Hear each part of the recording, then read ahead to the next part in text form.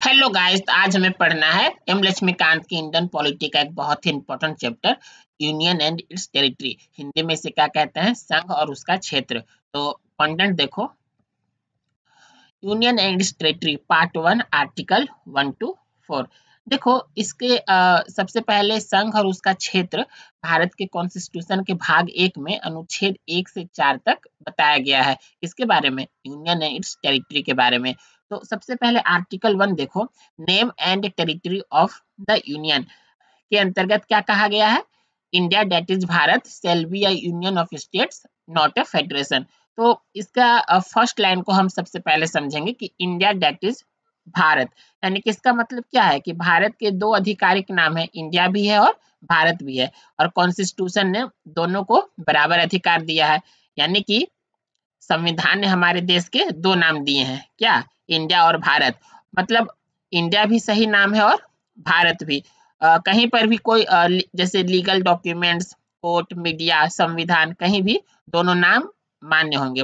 तो इसलिए इंडिया और भारत के नाम पर डिबेट करना बेकार है, क्योंकि संविधान कहता है कि दोनों ठीक है। और आगे क्या कहा गया है? Shall be a union of states not a federation. मतलब भारत एक यूनियन ऑफ स्टेट्स है, न कि कोई असाधारण फेडरल देश। तो सबसे पहले हमें समझना होगा कि फेडरल और यूनियन में क्या फर्क होता है। देखो, फेडरेशन वहाँ होता है जहाँ कई राज्य आपस में मिलकर कंट्री बनाते हैं, जैसे कि यूएसए। उसी तरीके से यूनियन ऑफ स्टेट्स वो होता है जहाँ देश पहले बनता है और बाद में राज्यों को बनाया जाता है। सेम टू सेम इंडिया में ऐसा हुआ था, इसलिए हमारा देश क्या है? एक यूनियन ऑफ स्टेट्स है, फेडरेशन नहीं है। तो इस तरीके से इसको समझो कि कॉन्स्टिट्यूशन ने इंडिया को यूनियन कहा है हमारे देश में। इंडियन कॉन्स्टिट्यूशन के अनुसार भारत क्या है? एक यूनियन है, फेडरेशन नहीं है। क्यों? क्योंकि भारत यूएसए की तरह नहीं बना कि कई राज्य मिलकर साथ बोल रहे हैं कि चलो देश बनाते हैं, बल्कि यहाँ पर देश पहले बना था, फिर स्टेट्स को बनाया गया था। तो इसलिए भारत की यूनिटी ज्यादा मजबूत है, इसलिए तो इसको कहते हैं कि इंडस्ट्रक्टेबल यूनियन के रूप में, यानी हमारे देश को जाना जाता है, जहां पर राज्यों को अलग होने का अधिकार नहीं है संघ से। आगे देखो, इट गिव्स टू थिंग्स। क्या चीज? First, name of the country, India Bharat, यानी कि देश के दो ऑफिशियल नाम है, इंडिया और भारत, और दोनों वैलिड है, दोनों लीगल है। तो अगर कोई पूछे कि ऑफिशियल नाम क्या है, इंडिया या भारत, तो तुम्हारा आंसर क्या होगा? कि दोनों ही ऑफिशियल नेम है। टाइप ऑफ पॉलिटी के बारे में अब हम पढ़ना है। इंडियन यूनियन ऑफ स्टेट्स, यानी कि जो राजनीतिक व्यवस्था का प्रकार है वो राज्यों के संघ के रूप में है। यानी कि एक ऐसा संघ है जो टूट नहीं सकता है, यानी कि भारत और एक एकजुट और अनडिवाइडेड है।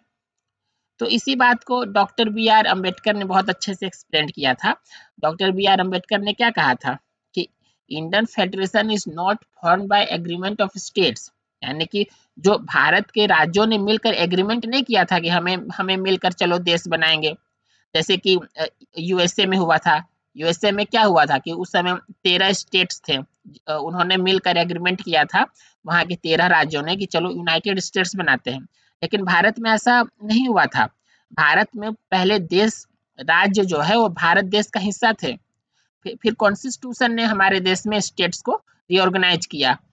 तो इस तरीके से देखो, भारत उन देशों जैसा नहीं है जहाँ स्टेट्स ने पहले आपस में समझौता किया हो। हमारे देश में क्या है कि भारत पहले था, स्टेट्स बाद में बनी।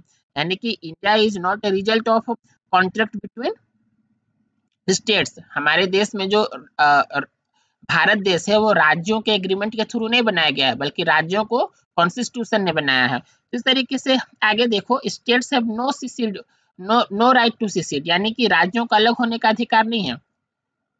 यानी कि अगर कल कोई स्टेट कह दे कि हम भारत से अलग होकर अपना अलग देश बनाएंगे, तो यह इम्पॉसिबल है। जैसे कि अंबेडकर जी ने साफ कहा था कि भारत का कोई भी राज्य देश से अलग नहीं हो सकता है, यानी कि इंडिया इज अनब्रेकेबल। और इसे किस तरीके से तुम समझ सकते हो कि a state can not declare independence, यानी कि यह भारत की सबसे बड़ी स्ट्रेंथ है कि जो हमारा देश है हमेशा एक रहेगा, एक इंडस्ट्रक्टेबल यूनियन के रूप में। उसी तरीके से देखो, पूरा आर्टिकल जो एक का सार तुम यदि समझोगे कि क्या कहना चाहता है, तो देखो भारत के दो ऑफिशियल नाम है, इंडिया और भारत। और भारत एक यूनियन ऑफ स्टेट है, कोई सिंपल फेडरेशन नहीं है। फिर हमने क्या पढ़ा कि भारत राज्यों के समझौते से नहीं बना है, राज्यों ने ये मिलकर बैठकर ये डिसाइड नहीं किया था कि चलो भारत का निर्माण करते हैं। भारत देश पहले था, राज्य बाद में आई, और भारत के कॉन्स्टिट्यूशन ने राज्यों को बनाया। यानी कि और क्या है कि कोई भी राज्य भारत से अलग होने का अधिकार नहीं रखता है, यानी कि भारत एक अटूट संघ है, एक इंडेस्ट्रक्टिबल यूनियन है। तो जैसे कि मैंने तुम्हें बताया कि आर्टिकल 1 में कहा गया है कि India that is Bharat shall be A union of states, यानी कि जो भारत राज्यों का संघ है और कोई भी राज्य खुद को अलग नहीं कर सकता है। तो उसी के अंडर, उसी के बाद क्लासिफिकेशन ऑफ टेरिटरीज के बारे में हमें पढ़ना है, जो आर्टिकल 1 में कहा गया है। और इसके अंतर्गत हमारे भारत देश को 3 रूपों में विभाजित किया गया है। 1 2 3, एक एक करके हम इसको समझने की कोशिश करेंगे। देखो, टेरिटरीज ऑफ द स्टेट्स यानी कि राज्यों का क्षेत्र, ये वे क्षेत्र हैं जो प्रत्येक राज्य के अधिकार क्षेत्र में आते हैं। जैसे हर राज्य का अपना कानून व्यवस्था होता है, मुख्यमंत्री और सरकार होती है, विधानसभा होता है, प्रशासनिक ढांचा उनका होता है। जैसे कि बिहार, यूपी, महाराष्ट्र, तमिलनाडु आदि के जो जिले, गांव, शहर है, वो इसी श्रेणी में आते हैं। तो और इसमें बहुत जरूरी बात क्या है कि राज्यों की सीमाओं में बदलाव करने का अधिकार संविधान के आर्टिकल 3 के अनुसार सिर्फ संसद को है, यानी कि राज्य सरकार को यह अधिकार नहीं है कि वो राज्यों की सीमाओं में बदलाव कर सके। आगे देखो, यूनियन टेरिटरीज के रूप में भी एक है जिसमें हमारे देश को बांटा गया है, यानी कि ये वे क्षेत्र है जो केंद्र सरकार या सीधे उपराज्यपाल, जिसको लेफ्टिनेंट गवर्नर भी कहते हैं, के माध्यम से ये चलाया जाता है। जैसे कि कुछ यूनियन टेरिटरीज में विधानसभा भी है, जैसे कि दिल्ली और पुदुचेरी में विधानसभा की व्यवस्था भी है, यानी कि कुछ में नहीं भी है, जैसे कि चंडीगढ़ और लद्दाख में नहीं है। तो ये यूनियन टेरिटरीज क्यों बनाए जाते हैं? ये पहले तो राजनीतिक कारण से बनाए जाते हैं। जहाँ की जनसंख्या कम होती है उसको यूनियन टेरिटरीज बना दिया जाता है, या प्रशासन प्रशासन करना आसान हो जाए, इसके लिए भी यूनियन टेरिटरीज बनाया जाता है। और जो विशेष महत्व वाला क्षेत्र होता है जैसे दिल्ली, उसको भी यूनियन टेरिटरीज बना दिया जाता है। बहुत सारी यूनियन टेरिटरीज के एग्जाम्पल मैं तुम्हें बता सकता हूँ, जैसे कि दिल्ली, पुदुचेरी, जम्मू कश्मीर, लद्दाख, चंडीगढ़ आदि, ये सब यूनियन टेरिटरीज है। आगे देखो, territories acquired by the government of India, यानी कि ये वे क्षेत्र हैं जिन्हें भारत सरकार युद्ध की स्थिति में या संधि की स्थिति में खरीद कर या शांति समझौते के द्वारा प्राप्त करती है। जैसे कि गोवा को प्राप्त किया गया था 1961 में पुर्तगालियों से। उसी तरीके से पुदुचेरी को फ्रांस की संधि द्वारा प्राप्त किया गया था। उसी तरह सिक्किम को प्राप्त किया गया था 1975 में। सिक्किम 1975 में क्या हुआ था, भारत में शामिल हुआ था। तो ऐसे क्षेत्र बाद में जो भारत राज्य या केंद्र शासित प्रदेश बन सकते हैं, वो इसके अंतर्गत आए। तो उस तरीके से अभी हम क्या देखते हैं, अभी वर्तमान में हमारी क्या स्थिति है कि हमारे देश में 28 राज्य है और 9 केंद्र शासित प्रदेश है। और ये सारी सूची फर्स्ट शेड्यूल यानी कि प्रथम अनुसूची में दी गई है। आगे देखो, mentioned in first schedule of the constitution, जैसा कि मैंने तुम्हें बताया कि 28 राज्य है और 9 केंद्र शासित प्रदेश है, और इसका कॉन्स्टिट्यूशन के फर्स्ट शेड्यूल यानी कि प्रथम अनुसूची में इसका वर्णन किया गया है। आगे देखो, आर्टिकल 2, एडमिशन और एस्टेब्लिशमेंट ऑफ न्यू स्टेट, यानी कि इसका क्या मतलब है कि अनुच्छेद 2 का क्या मतलब है कि संसद के पास ये शक्ति है कि वह किसी विदेशी क्षेत्र या देश को भारत में शामिल करे, एक नए राज्य के रूप में, एक बिल्कुल नया राज्य बनाए। आर्टिकल 2 के अंतर्गत ये कौन कर सकता है, ये पार्लियामेंट कर सकती है। यानी कि जैसे कि सिक्किम को भारत में शामिल किया गया था 1975 में, वो क्या गया था, एक एडमिशन का प्रोसेस था। उसी तरीके से तेलंगाना को 2014 में बनाया गया, यानी कि उसका एस्टेब्लिशमेंट किया गया। तो यही कह रहा है आर्टिकल 2 की एडमिशन और एस्टेब्लिशमेंट ऑफ न्यू स्टेट्स, जिस तरीके से एडमिशन के थ्रू सिक्किम बना, एस्टेब्लिशमेंट किया गया तेलंगाना को। तो आर्टिकल 2 का हम क्या महत्व समझ सकते हैं कि अगर भविष्य में कोई भी क्षेत्र भारत का हिस्सा बनना चाहे या भारत कोई नया राज्य बनाना चाहे तो संसद इसे मंजूरी दे सकता है। यानी कि उसी को कहा गया है कि पार्लियामेंट में admit new states into the union और एस्टेब्लिश न्यू स्टेट्स। तो जो संसद है वो संघ में नए राज्यों को शामिल कर सकती है या नए राज्य को स्थापित कर सकती है। यानी कि ये संसद की शक्ति है कि वो राज्यों को बना सकती है और एडमिशन दे सकती है, एस्टेब्लिशमेंट कर सकती है। ये पावर किसके पास है? ये संसद के पास ये पावर है। तो देखो, जैसे कि मैंने तुम्हें आर्टिकल 2 के अंतर्गत बताया था, एडमिशन और एस्टेब्लिशमेंट ऑफ न्यू स्टेट, और ये शक्ति किसको है? संसद को है कि वो नए राज्य बना सकती है और राज्य को स्थापित कर सकती है। तो इसी के उसी आर्टिकल 2 के कंटेंट को हम आगे बढ़ाते हैं। देखो, एडमिशन यानी कि एग्जिस्टिंग स्टेट्स आउटसाइड इंडिया। सबसे पहले समझो कि एडमिशन का क्या मतलब होता है। जैसे किसी ऐसे राज्य को भारत में शामिल करना जो भारत के बाहर पहले से मौजूद हो। कहाँ पर? लेकिन बाहर, आउटसाइड इंडिया। एग्जाम्पल के रूप में समझना चाहो तो मान लो कोई देश या राज्य भारत का हिस्सा नहीं है, लेकिन वह भारत में शामिल होना चाहता है या भारत उसे अपने में शामिल करना चाहता है, तो उसे क्या कहेंगे? एडमिशन कहेंगे। तो जैसे कि एग्जाम्पल के रूप में अगर नेपाल, भूटान या श्रीलंका जैसा कोई देश मान लो भारत राज्य बनना चाहे, मैं इसे हाइपोथेटिकली एग्जांपल दे रहा हूँ, तो उसे क्या कहेंगे? एडमिशन कहेंगे। तो इसको हम किस तरीके से समझ सकते हैं कि admission is equal to existing states outside India, जो ज्वाइन होना चाहता हो भारत में। यह देखो बाहरी क्षेत्रों के लिए है, लेकिन ये एस्टेब्लिशमेंट जो लिखा हुआ है आगे, new state not existing before, ये इंटरनल एडजस्टमेंट से जुड़ा हुआ है। यानी कि एस्टेब्लिशमेंट का क्या मतलब है कि भारत के अंदर कोई नया राज्य बनाना है जो कभी पहले मौजूद नहीं था। जैसे कि एग्जाम्पल के रूप में देखो कि बुंदेलखंड को ले लो, जो पहले कभी राज्य नहीं था, लेकिन अब यदि संसद उसे एस्टेब्लिशमेंट के थ्रू राज्य बनाती है तो वो राज्य के रूप में काउंट होने लगेगा। तो इसको हम किस तरीके से समझ सकते हैं कि establishment is equal to new state created inside India, यानी कि ये कंप्लीट न्यू एंटिटी होगी। अब हम आते हैं आर्टिकल 3 के अंतर्गत, formation of new states and alteration of area. यानी कि इस आर्टिकल के तहत पार्लियामेंट क्या क्या कर सकती है उसके थ्रू अब हम पढ़ेंगे। देखो पार्लियामेंट क्या क्या कर सकती है। Parliament can form new states, change area, boundary और नेम ऑफ एग्जिस्टिंग स्टेट्स, यानी कि फॉर्म न्यू स्टेट्स यानी कि नए राज्य बना सकती है। जैसे कि किसी राज्य को दो हिस्सों में बांटकर, जैसे आंध्र प्रदेश को तेलंगाना में डिवाइड किया गया था 2014 में, तेलंगाना को आंध्र प्रदेश से अलग करके बनाया गया था। तो ये दो राज्यों को मिलाकर एक नया राज्य बनाना। और क्या कर सकती? Increase area of any state, यानी कि राज्य का क्षेत्र बढ़ा सकती है और किसी राज्य को नया क्षेत्र दे देना। जैसे कि अगर मध्य प्रदेश का कुछ हिस्सा राजस्थान में जोड़ दिया जाए वगैरह। डिमिनिश एरिया कर सकती है, हम इसे चेंज एरिया के अंतर्गत पढ़ रहे हैं। डिमिनिश एरिया कर सकती है यानी कि राज्य का क्षेत्र घटा सकती है, किसी राज्य के क्षेत्र को काट देना। और क्या कर सकती है? बाउंड्री से अगर रिलेटेड हम बात करें तो सीमा बदल सकती है, दो राज्यों के बीच जो सीमा है उसे चेंज कर सकती है। और नेम ऑफ एग्जिस्टिंग स्टेट, और नाम बदल सकती है, और नाम बदली भी है। जैसे कि उड़ीसा का ओडिशा हो गया है, उत्तरांचल का उत्तराखंड हो गया है, मैसूर को अब कर्नाटका कहते हैं।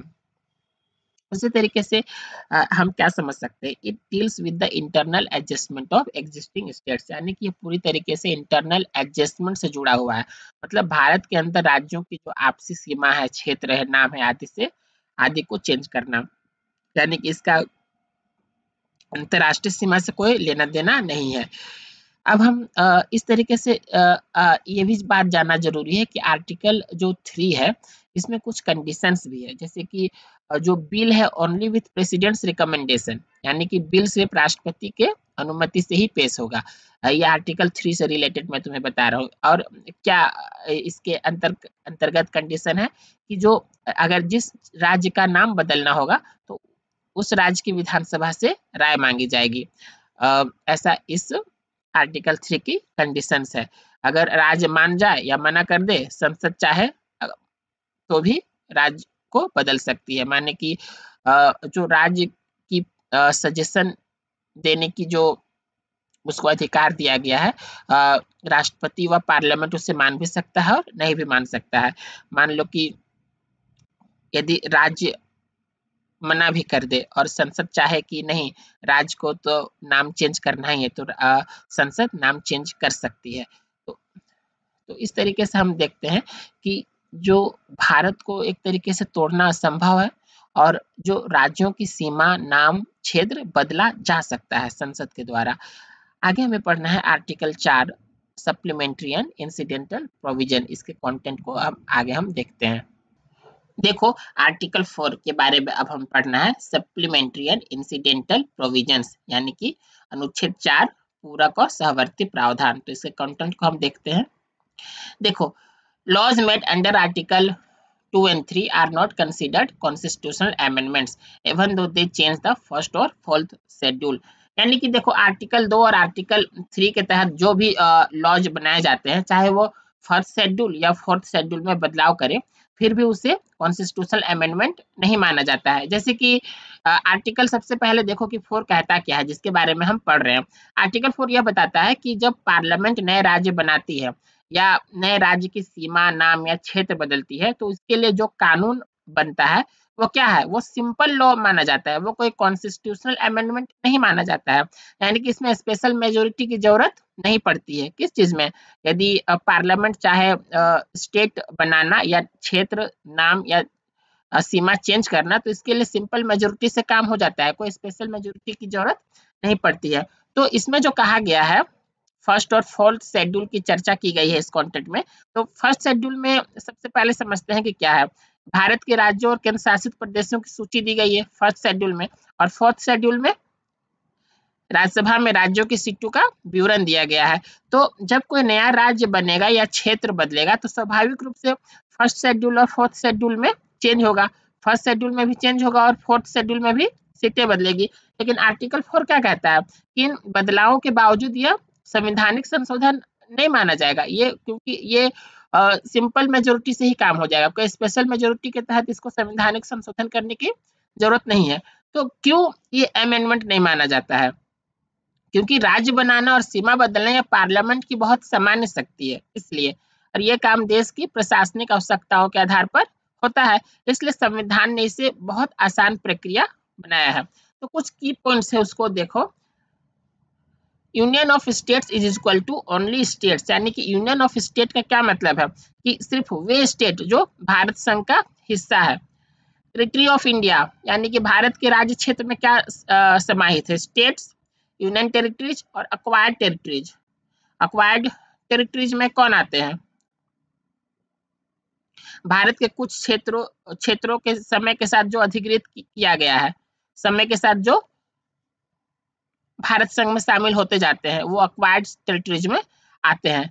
आगे देखो, India has acquired territories like Goa, Daman and Diu, Dadra और नगर हवेली, पुदुचेरी एंड सिक्किम। जैसे कि भारत के कुछ क्षेत्रों को जो समय के साथ अक्वायर किया गया है, उसमें कौन है गोवा है, दमन और दीव है, दादरा और नगर हवेली है, पुदुचेरी एंड सिक्किम है। इन क्षेत्रों को या तो भारत की सेना ने आजाद कराया है या समझौते के माध्यम से इसको ऐड किया गया है भारतीय संघ में। तो ये सभी अब भारत के एक अस्थायी हिस्सा के रूप में है। तो देखो अब हमें पढ़ना है parliament's power to reorganise the states, article 3 and 4। इसके अंतर्गत हमें क्या पढ़ना है, देखो आर्टिकल 3 पावर्स ऑफ पार्लियामेंट, यानी कि अनुच्छेद 3 में जो संसद की शक्तियां दी गई है। अनुच्छेद 3 मुख्य रूप से बताता है कि भारत के राज्यों का नक्शा बनाने, बदलने या नाम बदलने का पूरा अधिकार किसके पास है, तो वो पार्लियामेंट के पास है। तो अब हम इसके पॉइंट को अच्छे से नीचे समझेंगे। देखो, parliament can form a new state by separating territory, uniting states और ज्वाइनिंग टेरिटरी, यानी कि इन 3 तरीकों से पार्लियामेंट स्टेट को बना सकती है, क्षेत्र अलग करके, जैसे कि झारखंड को बनाया गया था बिहार से अलग करके, उसी तरीके से उत्तराखंड को बनाया गया था, छत्तीसगढ़ को बनाया गया था। 2 राज्यों को मिलाकर के भी बनाया जा सकता है, जैसे कि आंध्र स्टेट और हैदराबाद को मिलाकर आंध्र प्रदेश बनाया गया था 1956 को। और by uniting state with a territory, यानी किसी क्षेत्र को जोड़कर, जैसे कि पुदुचेरी के कुछ फ्रेंच सेटलमेंट को भारत में जोड़ा गया था। तो इस तरीके से देखो कि टेरिटरी का मतलब क्या होता है, क्षेत्र, और फॉर्मेशन का क्या मतलब होता है, निर्माण। तो इसके द्वारा तुम समझ गए होगे। बी में देखो, increase the area of any state, यानी कि किसी राज्य का क्षेत्र को बढ़ाना, यानी कि संसद किसी राज्य को नया क्षेत्र दे भी सकती है, यानी कि कोई बॉर्डर एडजस्टमेंट या नया क्षेत्र उस राज्य में जोड़ना, इसका मतलब यह है। जैसे कि इंक्रीज का क्या अर्थ होता है, बढ़ाना। उसी तरीके से diminish the area of any state, यानी कि संसद चाहे तो किसी राज्य को कुछ हिस्सा लेकर कम भी कर सकती है। अगर कोई डिस्प्यूटेड एरिया दूसरे राज्य को देना पड़े तो ऐसे में डिमिनिश करना पड़ता है। देखो, alter the boundaries of any state, यानी कि बाउंड्री चेंज करना, जैसे कि दो राज्यों की सीमा आगे पीछे करना, किसी गांव शहर को एक राज्य से दूसरे में डालना, जैसे कि तेलंगाना बनाने पर आंध्र प्रदेश की बाउंड्रीज बदल गई थी ऑटोमेटिकली। आगे देखो, alter the name of any state, यानी कि किसी राज्य का नाम बदलना, जैसे कि नाम बदलने का पूरा अधिकार भी संसद के पास ही है। जैसे कि ओडिशा का नाम ओडिशा कर दिया गया, उत्तरांचल अब उत्तराखंड है, वेस्ट बंगाल क्या है, वेस्ट बंगाल का बंगला, ये प्रपोजल है अभी। तो उसी तरीके से तुम देखो ना कि ये सब शक्तियां किसके पास है, संसद के पास है। तो अब हमें पढ़ना है कंडीशंस आर्टिकल 3 के तहत। सबसे पहले देखो, फर्स्ट सेंटेंस क्या है, bill can be introduced only with president's recommendation, यानी कि इसका मतलब यह है कि कोई भी एमपी जो मेंबर ऑफ पार्लियामेंट है ऐसे ही राज्य को तोड़ने जोड़ने वाला बिल नहीं ला सकता है। यानी कि पहले प्रेसिडेंट की अप्रूवल लेना जरूरी है, और प्रेसिडेंट बिना सोचे समझे अप्रूवल भी नहीं देता है, वो पूरे मामले की पहले जांच करता है फिर सिफारिश करता है। सेकंड देखो, president must refer bill to state legislature for opinion, यानी कि राष्ट्रपति को यह बिल उस राज्य के लेजिस्लेटिव असेंबली, जिसको विधान सभा भी कहते हैं, को भेजना होता है। यानी कि यह केवल एक ओपिनियन लेने की प्रक्रिया होती है, परमिशन लेने की प्रक्रिया नहीं होती है। क्या होती है, केवल राय लेने की एक प्रक्रिया होती है, और जो राज्य की असेंबली बिल पर अपनी राय देती है कि यह बिल जो है उसके राज्य के लिए ठीक है या नहीं है।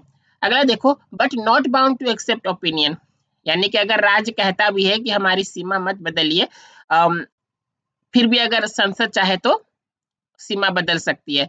यानी कि देखो, इंडिया का जो फेडरल स्ट्रक्चर है, इंडिया का जो संघीय व्यवस्था है, इस मामले में सेंट्रल डोमिनेटेड है। अगला देखो, for UTs no reference needed, यानी कि जैसे कि राज्य के मामले में कम से कम राज्य से पूछा तो जा रहा है कि उसकी क्या राय है, लेकिन केंद्र शासित प्रदेशों के मामले में पूछना भी अनिवार्य नहीं है कि केंद्र शासित प्रदेश का क्या ओपिनियन है। केंद्र शासित प्रदेशों के मामले में असेंबली से राय लेना भी जरूरी नहीं है। यानी कि यूटीज के मामले में सेंट्रल गवर्नमेंट के कंट्रोल में होते हैं। वैसे भी केंद्र शासित प्रदेश डायरेक्टली किसे कंट्रोल में होता है, केंद्र के कंट्रोल में होता है, तो राय लेने की कोई जरूरत नहीं है।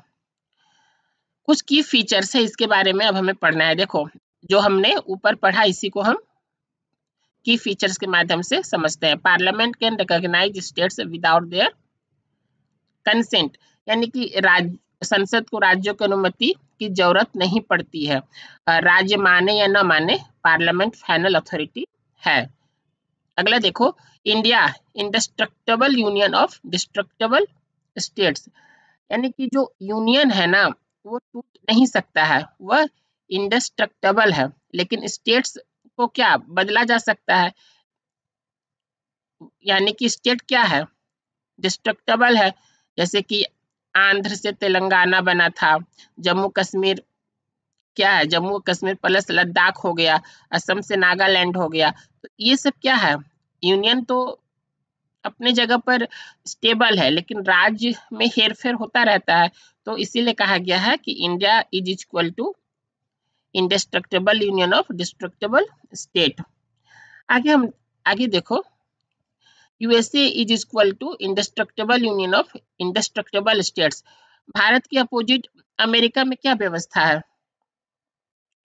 कि केंद्र भी नहीं टूट सकता है और राज्य भी नहीं टूट सकता है, क्योंकि उन्होंने मिलकर फेडरल सिस्टम बनाया है, और हमारे देश में राज्यों के एग्रीमेंट के थ्रू फेडरल सिस्टम नहीं बना है, बल्कि राज्यों को कॉन्स्टिट्यूशन ने बनाया है। पहले भारत बना, फिर कॉन्स्टिट्यूशन ने राज्यों को बनाया, लेकिन अमेरिका में ऐसा नहीं है। इसीलिए अमेरिका में लिखा हुआ है कि इंडेस्ट्रक्टिबल यूनियन ऑफ इंडेस्ट्रक्टिबल स्टेट्स।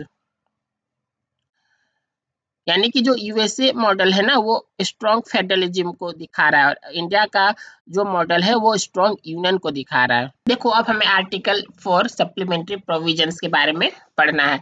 देखो, laws under article 2 and 3 simple majority not constitutional amendment, यानी कि यह लाइन क्या कहती है कि अगर संसद आर्टिकल 2 जिसमें एडमिशन और एस्टेब्लिशमेंट ऑफ न्यू स्टेट्स के बारे में कहा गया है, और आर्टिकल 3 जिसमें फॉर्मेशन और अल्टरेशन ऑफ स्टेट्स के तहत कानूनी बात कही गई है, जो मैंने तुम्हें पहले पढ़ाया था। तो इसमें एक क्या है कि उस कानूनों को कॉन्स्टिट्यूशनल अमेंडमेंट नहीं माना जाएगा। यानी कि स्टेट के बारे में जो हमने पहले पढ़ा था कि किसी स्टेट का एडमिशन होना या उसका एस्टेब्लिशमेंट होना, या और आर्टिकल 3 के तहत न्यू स्टेट को फॉर्मेशन करना, उसके नाम को चेंज करना, उसके बाउंड्री को चेंज करना, इसके लिए सिंपल मेजोरिटी ही काफी है। कॉन्स्टिट्यूशनल अमेंडमेंट की जरूरत नहीं है, संविधान संशोधन की कोई जरूरत नहीं है। इसे पास करने के लिए सिंपल अमेंडमेंट ही काफी है। उसमें स्पेशल मेजोरिटी और या स्टेट रटिफिकेशन की भी जरूरत नहीं है। हालांकि इन कानूनों से फर्स्ट शेड्यूल जिसमें स्टेट और यूनियन टेरिटरीज का लिस्ट है, या फोर्थ शेड्यूल जिसमें राज्यसभा सीट्स एलोकेशन की बात कही गई है, उसमें बदलाव होता है, लेकिन फिर भी यह संविधान संशोधन के अंतर्गत नहीं आता है, क्योंकि ये सिंपल मेजोरिटी के तहत काम हो जाता है। तो सिंपल मेजोरिटी में क्या होता है कि आधे से ज्यादा उपस्थित सदस्यों का समर्थन जरूरी होता है। और कॉन्स्टिट्यूशन अमेंडमेंट क्या होता है, एक विशेष प्रक्रिया होती है, एक विशेष बहुमत के द्वारा। आगे देखो, session of territory, Berubari case 1960।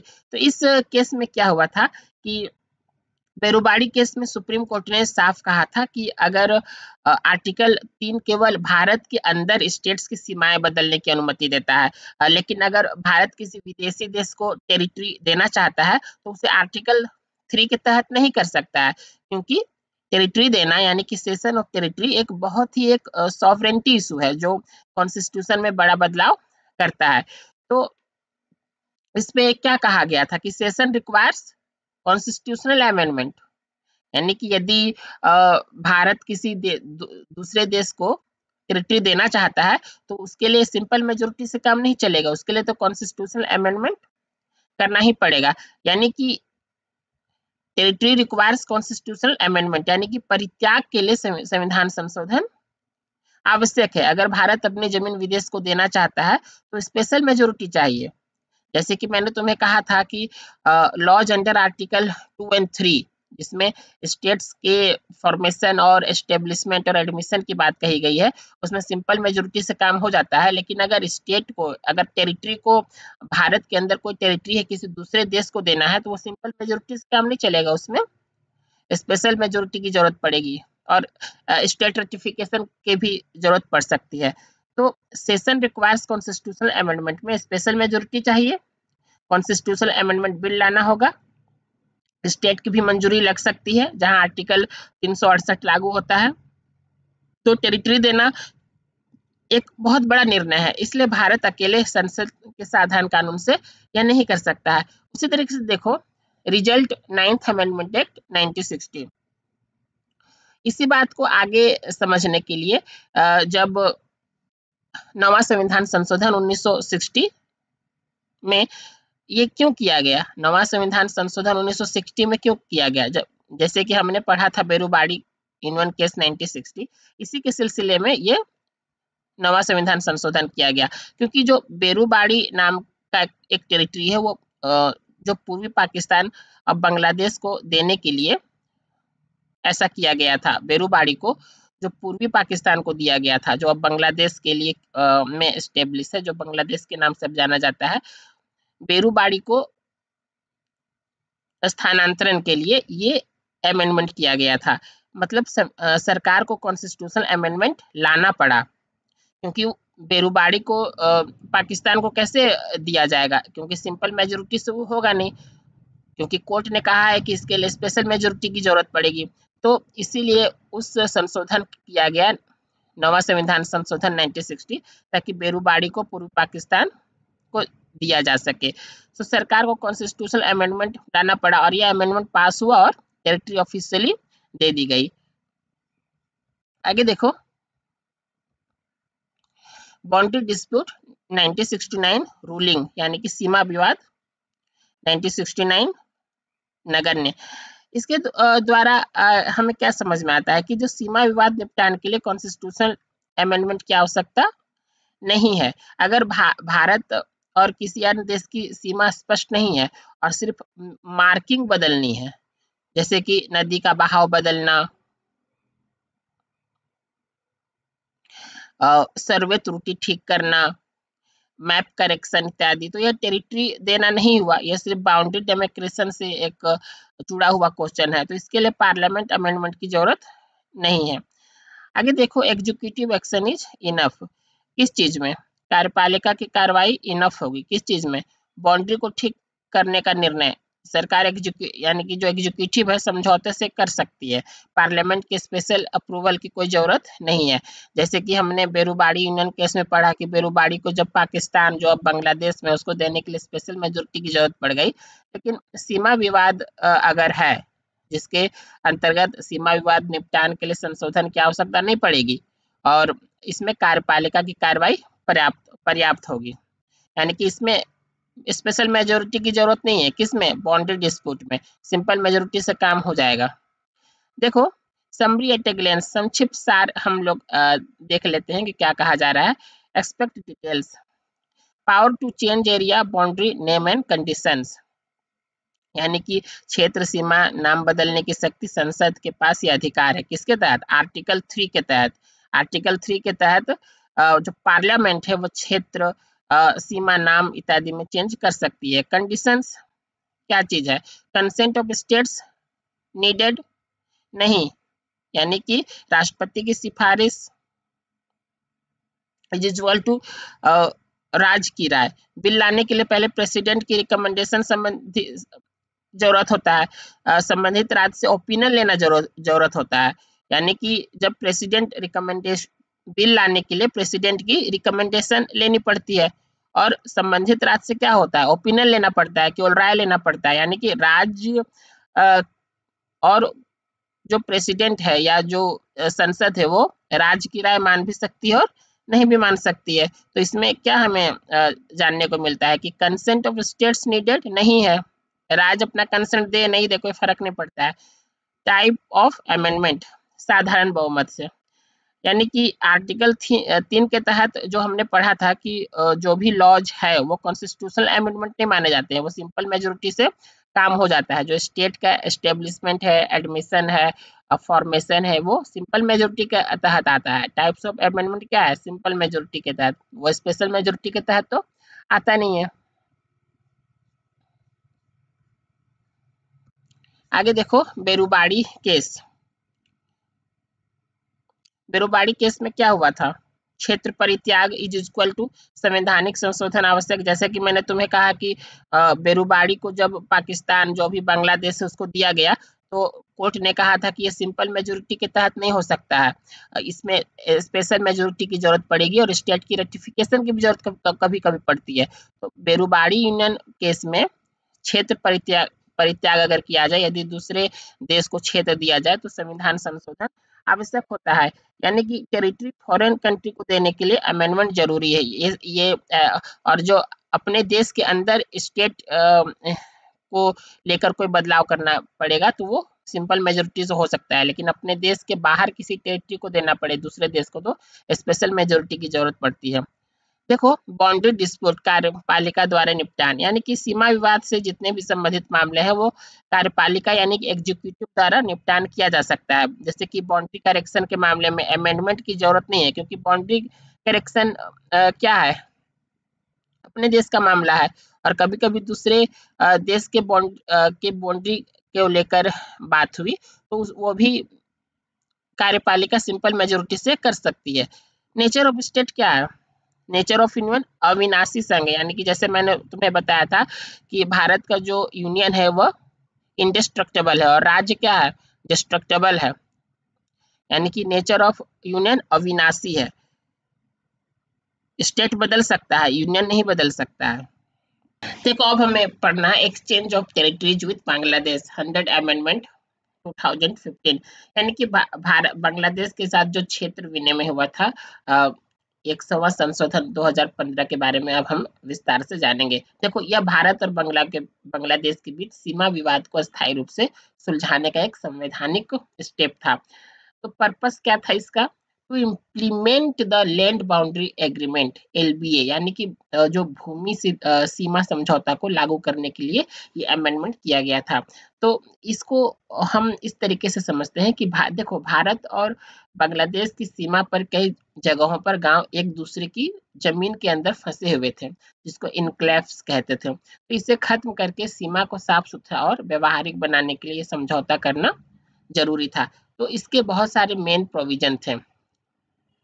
सबसे फर्स्ट देखो, इंडिया ट्रांसफर्ड 111 एनक्लेव्स, यानी कि भारत के जमीन के 111 छोटे छोटे टुकड़े बांग्लादेश के अंदर थे। अब प्रबंधन मुश्किल था, लेकिन देखो वहां ना बिजली था, ना स्कूल था, ना प्रशासनिक व्यवस्था, तो इन्हें बांग्लादेश को आधिकारिक रूप से सौंप दिया गया। बांग्लादेश ट्रांसफर्ड 51 इनक्लेव्स, और बांग्लादेश ने क्या किया था इसके द्वारा, बांग्लादेश की जमीन भारत के जो अंदर थी उन्हें भारत को दे दिया गया था, ताकि सीमा सीधी और साफ हो जाए।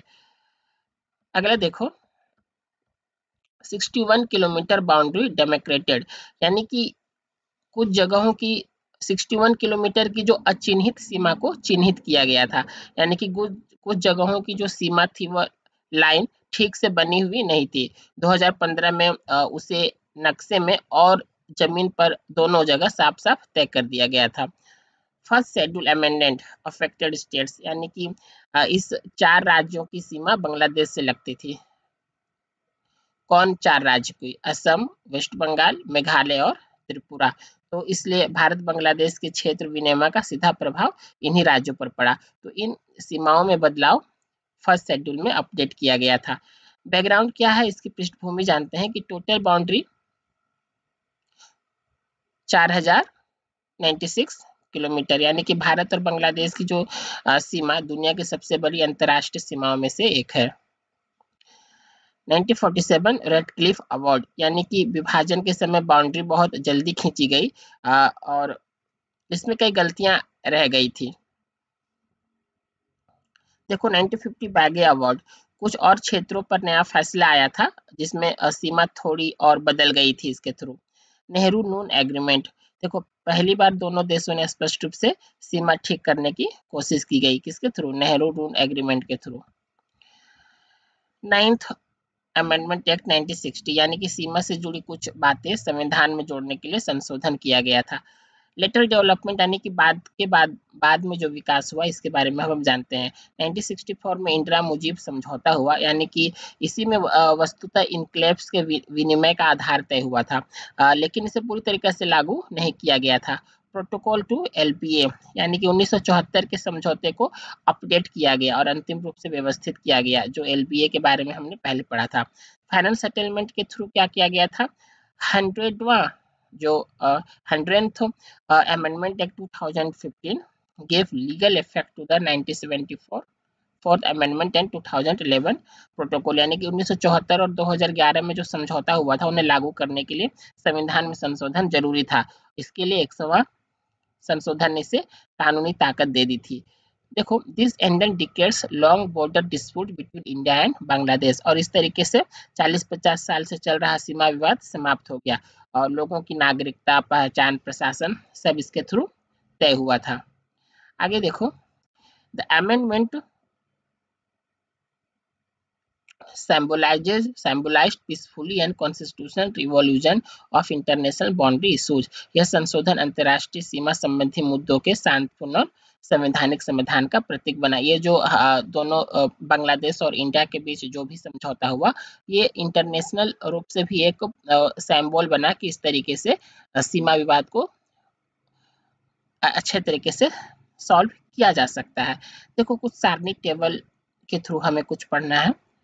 एस्पेक्ट्स, पहलू क्या रहे, डिटेल्स, विवरण। कॉन्स्टिट्यूशनल अमेंडमेंट एक्ट 100 2015 के बारे में हमने अच्छे से पढ़ लिया है। Agreement name, land boundary agreement 1974 plus protocol 2011, इसके बारे में भी हमने पढ़ लिया। आगे देखो, इंडिया ट्रांसफर्ड 111 इनक्लेव्स, इंडिया ने बांग्लादेश को दिया था 111 इनक्लेव और बांग्लादेश ने भारत को 51 इनक्लेव दिए। अनडेमार्केटेड बाउंड्री फिक्स्ड की गई, 6.1 किलोमीटर की जो चिन्हित सीमा थी उन्हें निर्धारित किया गया। स्टेट अफेक्टेड, जो स्टेट अफेक्ट हुए थे वो क्या थे? असम, पश्चिम बंगाल, मेघालय, त्रिपुरा। भारत और बांग्लादेश के बीच जो सीमा को लेकर विवाद था उसको सॉल्व किया गया, तो ये 4 स्टेट को अफेक्ट हुआ था। रिजल्ट क्या हुआ? Peaceful border settlement with Bangladesh, यानी कि बांग्लादेश के साथ शांतिपूर्ण सीमा विवाद समझौता हो गया। इस तरीके से ये चैप्टर आज पूरा खत्म हो चुका है। Thank you so much.